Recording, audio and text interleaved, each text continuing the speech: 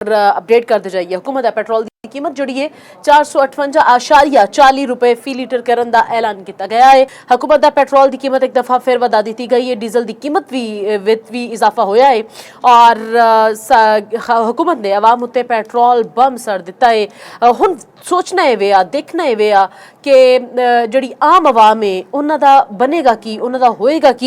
और तालीमी निज़ाम जोड़ा है अज तो पहले भी अज तो 2 हफ्ते पहले भी जो पेट्रोल की कीमत वधाई गई सी ते तालीमी निज़ाम जोड़ा है उन्होंने स्टॉप कर दिता गया सी। उनके वास्ते पहले हाइब्रिड निज़ाम सोचा गया लेकिन हाइब्रिड निज़ाम नूं भी बंद करके उन्होंने कहा कि जी वेकेशनस जड़ियां ने बच्चों नूं दे दित्तियां गईयां ने।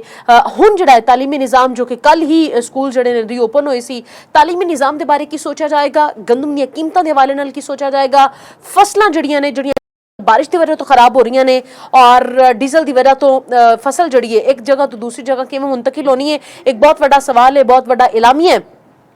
इन उत्ते भी हाले गल करना बाकी है। बहरहाल अज वास्ते आवाम वास्ते खबर है कि हुकूमत दा पेट्रोल की कीमत के अंदर इजाफा कर दिया है।